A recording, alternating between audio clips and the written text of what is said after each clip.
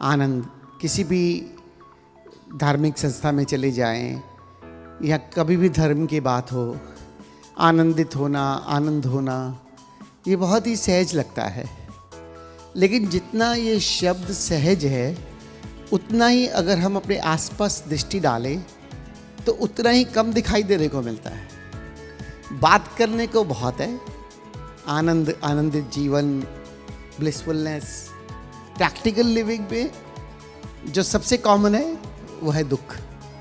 दुख, दर्द, पीड़ा सब जगह यही दिखाई देती है।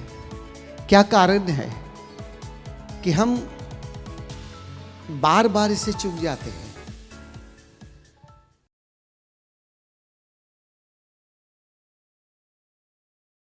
आज का सूत्र है आनंद और उत्सव। जब सुनते हैं तो इतना कॉमन वर्ड है आनंद। किसी भी धार्मिक संस्था में चले जाएं या कभी भी धर्म की बात हो, आनंदित होना, आनंद होना, ये बहुत ही सहज लगता है। लेकिन जितना ये शब्द सहज है, उतना ही अगर हम अपने आसपास दृष्टि डालें तो उतना ही कम दिखाई देने को मिलता है। बात करने को बहुत है, आनंद, आनंदित जीवन, ब्लिसफुलनेस, लेकिन प्रैक्टिकल लिविंग में जो सबसे कॉमन है वो है दुख। दुख, दर्द, पीड़ा सब जगह यही दिखाई देती है।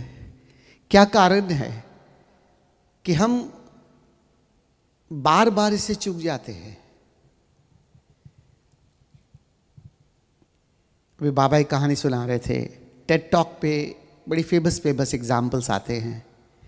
एक कोई रिसर्चर था, 3 साल के लिए उसे आदिवासियों के बीच में जाकर कुछ रिसर्च करना था। घने जंगलों में जाकर आदिवासी लिविंग को देखते हुए वहाँ उसने पूरे 3 साल बिताए। 3 साल के बाद जब वो लौट कर आया तो आते ही उसने कहा कि पहले नहा लूँ, और जैसे ही बाथरूम में गया इतना आनंदित हो गया, इतना आनंदित हो गया, उसे इतनी खुशी होने लगी। किस बात की? क्योंकि अपने घर में तो सुविधा थी। ज़रा से शावर ऑन किया, बटन घुमाया और फुहारे से इतना तेज़ पानी, और आराम से नहाया। और वहाँ 3 साल तक जंगलों में रहकर किस तरह से दूर जाकर नदी के किनारे, कभी जानवरों का भय, कभी कुछ भय। उस 3 साल के जीवन के बाद जब वो लौट कर आया, उसी घर में, जिस घर में वो बरसों से रह रहा था, लेकिन कभी बाथरूम में जाकर नहाने में उसे कभी आनंद महसूस नहीं हुआ। लेकिन उस 3 साल के बैकग्राउंड में आते ही 1 ही मिनट में इतनी खुशी और इतना आनंद से भर गया। और उसने कहा उसके शब्दों में कि ये जो ग्रैटिट्यूड है, ये कृतज्ञता है, ये जो अहोभाव है, ये जब तक नहीं होगा तब तक आनंद नहीं हो सकता। और उसने अपने घर में हर छोटी छोटी चीज़ों पे thank you, thank you, thank you, thank you लगा दिया, कि मैं भूल ना जाऊं कि जो मुझे आज याद है वो कल मैं भूल जाऊंगा, क्योंकि फिर वो मैकेनिकल हो जाएगा। तो सबसे बड़ा गहरा सूत्र है क्या? कि जो भी हमारे पास है, जितना भी है, जैसा भी है, हमेशा अन्यथा की मांग। कभी उसके प्रति हमारे भीतर ग्रैटिट्यूड नहीं भरता। और अगर हमारे भीतर जो भी है, हर छोटी छोटी चीज़ में अगर हम खोजना चाहें, उसने नहाने में खोज लिया। हम अपने जीवन की हर छोटी चीज़ में, हर पल अगर हमारी दृष्टि अहोभाव से भर सकती हो, जो भर सकती है, क्योंकि हमारे पास भी इतना कुछ है। ऐसी ओशो एक कहानी सुनाते हैं कि एक व्यक्ति जो पहाड़ों पे गया था सुसाइड करने, बहुत दुखी कि मैं इतना गरीब हूँ, मेरे पास कुछ नहीं है, बस कूदने को ही था। एक संत आया, उसने उसको रोक लिया कि क्या करने जा रहे हो? को मैं अपने आप से इतना तंग हो चुका हूँ कि मेरे जीवन में कुछ भी नहीं है और इस अभाव के कारण बस अब मेरा मर जाने का मन करता है। तो उसने कहा कि तुम्हारे पास कहते हो कुछ नहीं है लेकिन बहुत कुछ है, कहो तो मैं तुम्हें करोड़ों दिलवा सकता हूँ। वो एकदम हैरान हो गया कि मेरे पास तो भोजन बहुत मुश्किल से मैं जुटाता हूँ और ये आदमी कहता है मैं करोड़ों दिला सकता हूँ। कहते अच्छा कहाँ लेके चलोगे, कहाँ से दिलवाओगे? कहते आओ मेरे पीछे पीछे यहाँ के राजा के पास। और रास्ते में धीरे धीरे बोलने लगा कि तुम्हारे पास 2 आँखें हैं, तुम तो मरने ही जा रहे हो, तो एक काम करो ये आँखें दे दो, इसकी जगह पर तुम्हें इतनी स्वर्ण मुद्राएं मिल जाएंगी। नहीं आँखें कैसे दे सकता हूँ, फिर तो मैं जीऊँगा कैसे, दिखूँगा कैसे? अच्छा चलो ठीक है, आँखें नहीं दे सकते, किडनी दे दो, इतने स्वर्ण मुद्राएं किडनी से मिल जाएंगी। ये अपनी बोन मैरो टांग दे दो, हड्डियाँ निकाल लेते हैं, इससे बहुत कुछ मिल जाएगा, एक टांग से जी लेना। ऐसे करते करते उस फकीर ने उसके अंगों की इतनी कीमत गिनवा दी कि एकदम वो ठहर गया कि तुम मेरे दुश्मन हो या मेरे दोस्त हो, मुझे मरने से बचाकर मेरे ही शरीर का सौदा करने लगे। तो उसने कहा कि सौदा मैं शरीर का नहीं कर रहा, तुम तो मरने वाले हो, तुम्हारा कुछ तो जाने वाला है, तो कुछ भी दे दो, तुम्हें मूल्य पता चलेगा कि जिस शरीर को जो एक इतनी अनमोल देन है इस अस्तित्व की, जिसके उपयोग से बहुत कुछ कर सकते हो, लेकिन उसके लिए कभी भी हमारे भीतर अहोभाव नहीं आता। मैं अक्सर बात करता हूँ बेदिंग मेडिटेशन की, कि नहाते समय कितने लोग नहा के आए हैं, सब हाथ खड़ा करते हैं, और मैं कहता हूँ कि कितने लोग साबुन से, प्रेम से, अहोभाव से अपने शरीर को, अपने घुटनों को, अपने चेहरे को जो परमात्मा ने इतना सुंदर दिया, ब्रश करते समय अपने दांतों को, एक दांत में दर्द हो कर्रा जाते हो, और कितने ही दिन हम इन दांतों का उपयोग करके अपने जीवन में खाना खाते हैं, भोजन करते हैं, क्या क्या कुछ खा जाते हैं, लेकिन कभी अहोभाव नहीं बरत आया। लेकिन जरा सी खराबी हमें एहसास दिला देती है कि जीवन में कितना कष्ट है एक छोटे से दांत की दर्द से। लेकिन ये कंपैरिजन कभी नहीं आता हमारे पास। इसलिए अहोभाव का जो एक सूत्र है, उसका परिणाम आनंदित जीवन है। और दूसरी बात, हमारा होना क्या है? हमने परमात्मा को सच्चित आनंद कह दिया, हमने स्वयं को कह दिया कि मैं उसी का स्वरूप हूं, तो क्या मैं सच्चित आनंद नहीं हूं? तो आनंद तो मेरा स्वभाव है, लेकिन वो स्वभाव कब बनेगा?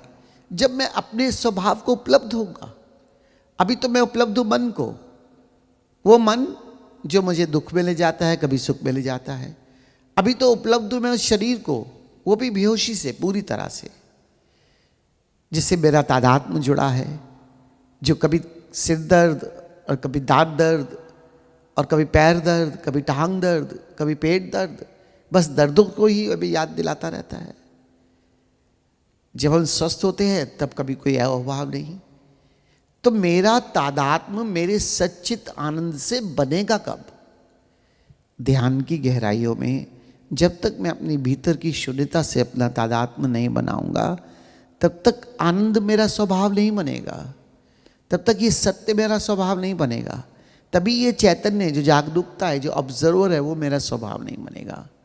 तो एक तरफ बाहर के जीवन के लिए अहोभाव जो परिणाम में मुझे आनंदित करता है, और एक मेरे भीतर मेरा तादात्म्य जो मैं हूं।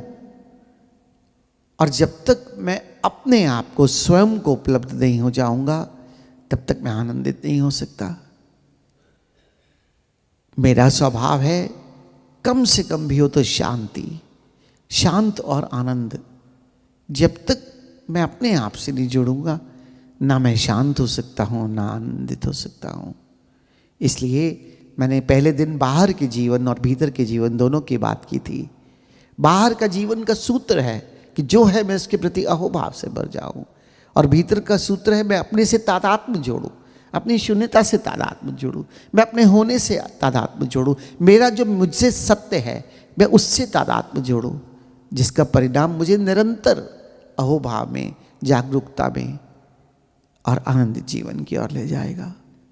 और तीसरा एक और बाहर का सूत्र है, हम दुख की चीज़ों को तो बार बार याद करके दुखी हो जाते हैं, लेकिन वो जो हमारे जीवन में घटनाएं घटी हैं, जो हमें सुख देती है, आनंद देती हैं, उसको हम कभी याद नहीं करते। वो टेकन फॉर ग्रांटेड कि वो तो मेरा राइट है ही, बस दुख नहीं होना चाहिए।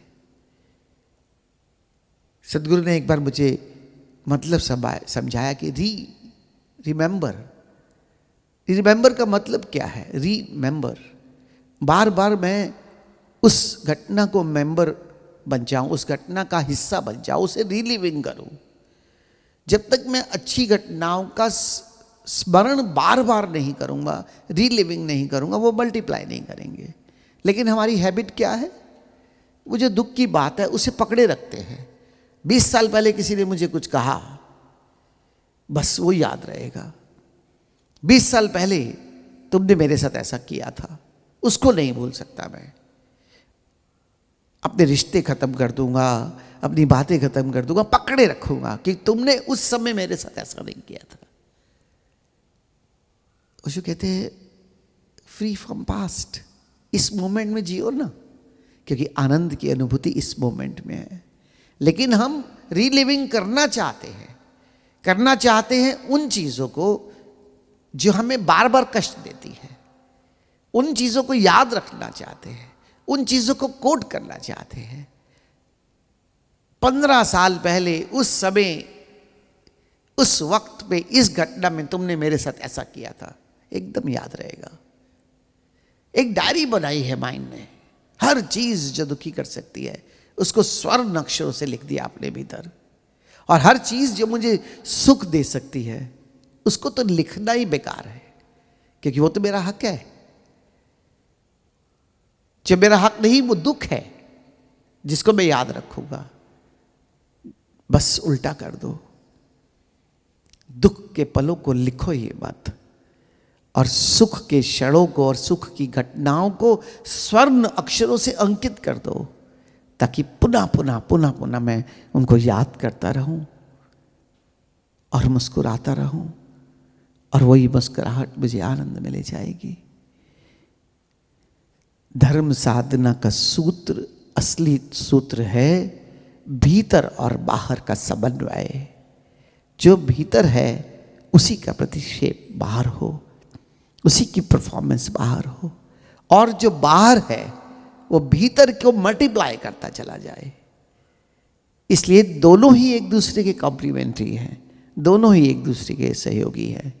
इसलिए साधना में कभी भी बाहर के जीवन को साधना के विपरीत मत मानना, बल्कि जो बाहर का जीवन है, जो आंख खोल के मैं जी रहा हूं, अगर दिन में उसके घंटे देखो तो ज्यादा है, वो मेरे जीवन शैली का हिस्सा बन जाए, जिससे कि मैं आराम से आंख बंद करके अपने से जुड़ भी पाऊं, और फिर जितना अपने भीतर से जुड़ूं उसी की परफॉर्मेंस में बाहर करता चला जाऊं, और दोनों का कॉम्बिनेशन मल्टीप्लाई करेगा मेरे आनंदित जीवन को। और उत्सव क्या है, एक बार मैंने भीतर आनंद को जान लिया, एक बार मैंने अपने भीतर आनंद की अनुभूति कर ली, फिर मैं बाहर जिसके साथ भी रहता हूं मेरा जीवन उत्सव बन जाएगा। उत्सव मेरे जीवन का एक नाच है, लेकिन वो नाच तभी उत्पन्न हो सकता है जब मैं भीतर आनंदित हो जाऊं, शांत हो जाऊं। भीतर आनंदित हो जाओ, आपका घर उत्सव हो जाएगा, आपका हर क्षण उत्सव बन जाएगा, आपका कर्म क्षेत्र आपका उत्सव बन जाएगा, आपकी जीवन ही आपका उत्सव बन जाएगा। इसलिए आनंद और उत्सव दोनों ही एक दूसरे से संबंधित हैं। पहले शांत और आनंदित हो जाओ और जीवन अपने आप उत्सव में हो जाएगा।